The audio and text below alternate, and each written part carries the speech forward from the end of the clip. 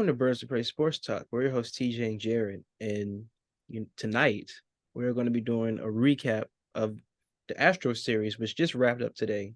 And this was a series you could compare to a roller coaster. A lot of ups, a lot of downs, Yeah, just a lot of what it seems like false promises by the Orioles.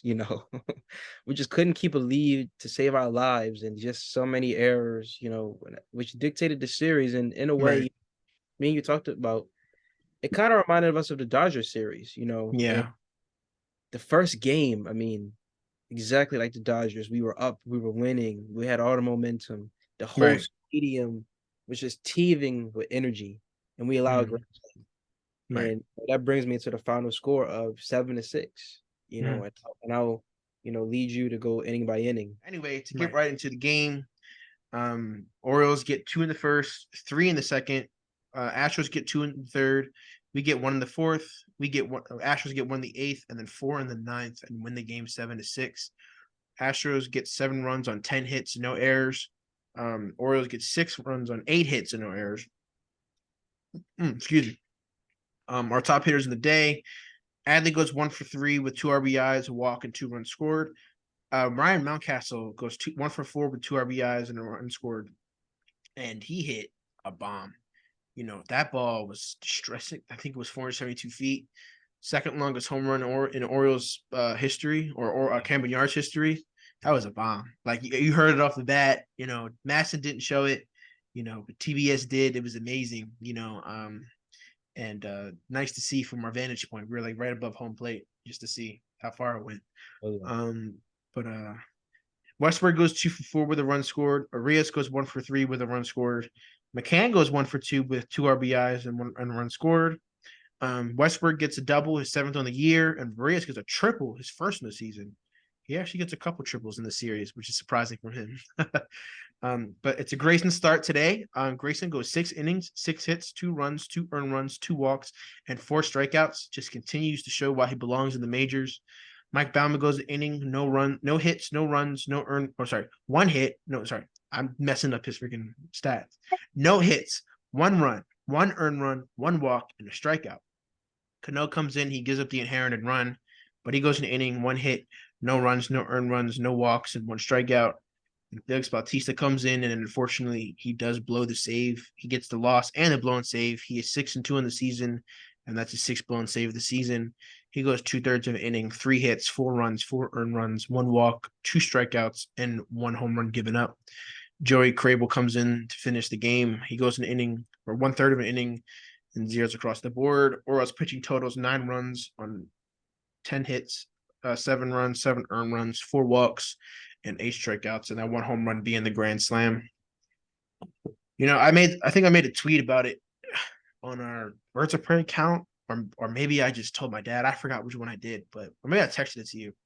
But yeah, I've been to playoff games. I've been to the Royals game, ALCS game 1, where they took the lead in the top of the 10th. I've been to plenty of games where a team just ties it in the ninth or takes the lead. Mhm. But that really took the energy out of the stadium. Like that was terrible. I was having such a good time with my dad and a few other people that were there. Got to meet some people I haven't seen in years, and it was just a good night. Got to eat a burger, nice, get some good fries and soda, and then that's just everybody. The energy of the stadium just got sucked out so quick. It was the energy levels were up here. I've never seen them plummet down so fast. That was crazy. Even myself, I didn't even talk back on the whole ride home. Like I was just or talk to anybody on the walk back to the truck or whatever. It was terrible. And I was pissed. Because I'm really getting sick of seeing Bautista blow saves in person.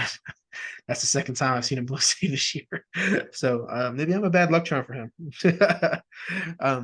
But with the benefit of the doubt with him, Mateo drops the ball in center field that any center fielder would make that play, and then McCann drops a third strike on Kyle Tucker, which would have gotten 2 outs.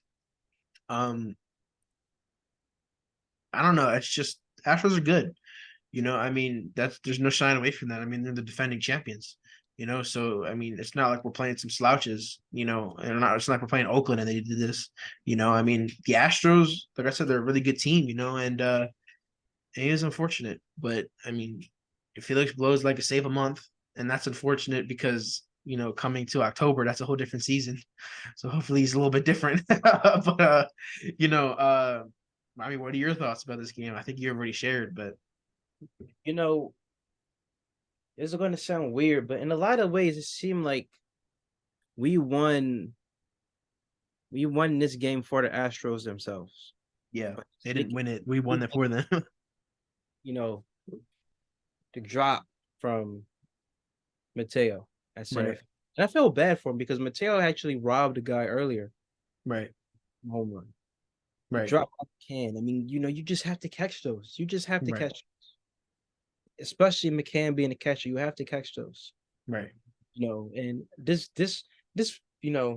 game is going to be shrouded in what if, because we're going to be telling ourselves, what if Mullins was in there? He would make a play. right. He's been making plays. He's been making plays in Mm, the farm system. right for Bowie, right? Yeah. You know, what if Alley was playing catcher? He would have It cost should us. have been. Yeah, This game is going to be win for the Astros. This game is going to be shrouded in what ifs, and yeah, you know, I'm gonna be for real. There's no way we should have lost this game. I mean, we had all the momentum. right, Like, this is just frustrating. We had all the momentum when when Mountcastle hit that bomb. All the momentum. We were right. winning. What were we winning? 7-3 at one point. No, it was 6-3 or something. 6-2 actually. 6-2. You don't give up a 6-2 lead. Right, The Astros right. with Correa, Bregman, Alvarez. Well, Correa's on the Twins, but Also Correa. I mean, Altuve. I think you meant Jeremy Pena, their new shortstop. Yeah, Jimmy Crane. They just are too good for you to win games for them. Right. And also, I had to get on, you said it before. I had to get on Bautista. You can't be blowing saves like that. Letting just letting them get a grand slam. Right. It's just unacceptable. You know, and with game two, it doesn't get any better. Yep. As you stated, you kind of get the beat down on this game. Not too bad, but not too great either. Kyle Tucker leads off with a home run in the first inning, so he was the last RBIs in the first game and the first of the second game when he had 6 RBIs and 2 straight at bats. So Astros get one more in the second. We get 2 in the fourth, but the Astros get 4 in the eighth and win the game 8-2. Or they also get 1 in the ninth, sorry, as well, to make it 8-2. Astros get 8 runs and 11 hits, and no errors. Orioles get 2 runs on 7 hits and no errors. Our top hitters, honestly, nobody besides Hayes. He goes 1 for 4 with 2 RBIs and a run scored. Rutschman gets his first triple of the season in the first inning, too, the first bat, and then we don't drive him in. And Hayes gets his 10th home run of the season. Jack Flaherty, he's making his Oral Park debut. Didn't pitch great, but didn't pitch terrible either. He gave us a chance to win the game. Unfortunately, we didn't have his back. He gets the loss. He's 8-7 on the year. He goes 5 innings pitched, 6 hits, 3 runs, 3 earned runs, 2 walks, 8 strikeouts, and a home run given up. Our new addition. Let me see if I get his name right. I think it's Logan Webb. No, Jacob Webb. Jacob Webb goes. He's a waiver claim from I believe the Angels. He goes an inning, no hits, no runs, no earned runs, no walks, and 3 strikeouts. So strikes out the side in his Orioles debut. So congratulations to Jacob Webb making your Orioles debut. Santa Perez goes an inning. He gives up a hit, no runs, no earned runs, no walks, and a strikeout. Shintaro Fujinami has another terrible outing. He goes 2/3 of an inning, no hits, 3 runs, 3 earned runs, 3 walks, and no strikeouts. And Mike Baumann doesn't do much better. He goes 1 1/3, 4 hits, 2 runs, 2 earned runs, no walks, no strikeouts. Our pitching totals 9 innings pitched, 11 hits, 8 runs, 8 earned runs, 5 walks, and 12 strikeouts, and 1 home run given up. I mean, it was just demoralizing. I mean, we had chances in this game to score, and we just blew them. Like I keep saying, the Astros are a good team. They're not a slouch, but I mean, when they were given the opportunities, they took them. That's what great teams do. If you want to be a great team, you need to take care of the opportunity, even with 2 outs. I believe Alvarez is almost a 400 hitter with 2 outs and Mars scoring position. You know, You can't just be like, oh, what's 2 outs? We'll work on it next inning. It has to be no. Let's get some runs now. Let's say we tie that game. That game can go completely different. You know, so I mean, after we go down 7-2, Orioles come up bottom of the eighth. They get bases loaded with 1 out. What do we do? Score absolutely nothing. You can't do that. You know, I mean, a guy who came into the game, he couldn't find the strike zone. But guess what? Our next hitters do after we get the bases loaded, swing at everything. That's what were you watching in those bats? Where the guy couldn't find the strike zone. That's not World Series, title baseball, or pennant with chasing baseball. That's sloppy baseball. I mean, you're gonna have games like this. I mean, it's inevitable. Games where it's just an offensive stink fest, on your side, and it's just like, I mean, you lost a series, just don't get swept. You got any notes on this game? Thinker. I mean, it looked promising at one point because we had the bases loaded and we stranded them. I mean, it was Right. just, like you said, just an offensive stinker. Just one of those games, one of those Yeah. nights. Yeah. Just not a fun game. Glad we didn't get to go to any of these games. Well, I went to the first game. That would have been depressing. um, So, anyways, not many notes on game two, so we're gonna go right on to game three. And luckily, we avoid the sweep for another series. We have not been swept, so knock on wood. Just hope we don't get swept this season. Orioles get one in the first. Astros get one back in the second. We get one back in the third. We get one in the sixth. They get one in the seventh. We get two in the seventh. They get one in the eighth and ninth, and make it 5-4.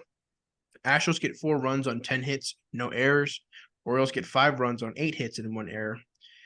Our top hitters in the day, Adley Rutschman goes 2 for 4 with 2 RBIs and a run scored. Hearn goes 1 for 3. Mountcastle goes 1 for 3 with 2 RBIs and a run scored. Another bomb from him. Ramon Arias goes 1 for 3 with a run scored, and McCann goes 2 for 3 with an RBI and a run scored. So he's been heating up a little bit. James McCann gets a double, his 12th in the season. That had to be reviewed, and he was clearly safe. I don't know why they caught him out.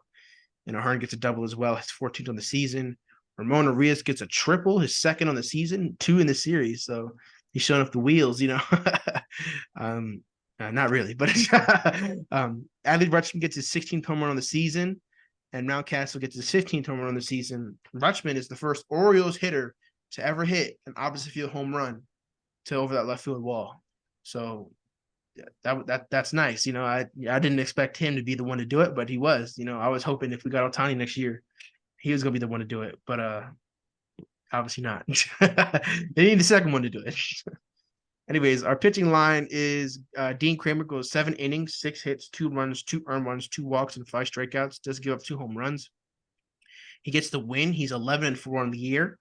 Ciano Perez gets the hold. It's 9th on the year. He goes 2/3 of an inning, 1 hit, 1 run, no earned runs, no walks, and 1 strikeout. I don't know if he gets charged the error, but he didn't. He tried to barehand to play on first base. I don't know if you remember that. wasn't very smart. I mean, I guess it was easy, but I mean, it wasn't a very smart thing to do. But anyway, Yennier Cano comes in, he gets the hold, it's 27th on the year. He goes 1/3 of an inning, 1 hit, no runs, no earned runs, no walks, and a strikeout. Felix Bautista comes in for redemption, and he actually gets it done this time without giving up a run, though. But I mean, he gets his 31st save on the season. He goes an inning, 2 hits, 1 run, 1 earned run, 2 walks, and no strikeouts. He actually, unfortunately, raises his ERA to 1.66 on the year. So remember, it was 0.8 something. Now he almost raised it up a whole full point. Not we don't need that. We don't need him falling apart. Our pitching total are 9 innings pitched, 10 hits, 4 runs, 4 earned runs, 4 walks, and 7 strikeouts, and 2 home runs given up. And Adley's been kind of showcasing his power lately. Yeah. He really has been seeming like he's been doing a good job getting the ball, batting the ball, and getting it over the wall. That rhymed. But how do you feel about a possible power surge for Adley? Turning doubles into home runs. We need that. We definitely need that moving forward. Going into the playoffs. We Yeah. need as much as the hot bats that we can get. Because we couldn't add any to our team.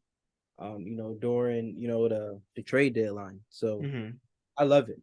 And Mountie, his bat's getting hot too. we need that. We're not too much of a home run hitting team, so it's always nice, to get those home run balls because they make everybody feel good. They make Right. everybody, start to want one, and it ends up only doing wonders for the whole team. Right. So I love it, of course. Yep. So unfortunately, like I said, we do lose the series, but we do get the last game. Still haven't been swept. And before we head off, I just want to ask, obviously before the series started, we had the big controversy with Kevin Brown. The Orioles play-by-play announcer. He's been absolutely fantastic, and everyone's been wondering where he was. And we found out kind of in a rude way, on Monday morning of what happened. Started off as a rumor, then got reported by more credible sources, and it's just a shame.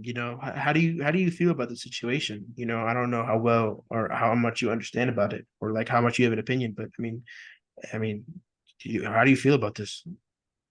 I took some time to read about it, and I feel like it was unfair, the way that he just got booted off the Yeah, for some games. He was just highlighting. If anything, it's something that we should feel proud about. Look right, back on how far we've came, how bad we used to be against the Rays, and now we're much more competitive against them, and we've won a lot, and we've won a good amount of games against them this year. right, So I really don't see what's the problem with that. right, It's not like in every one of his games, he's always bringing up how bad we used to be. It was right, just our and struggles and the field. right, right.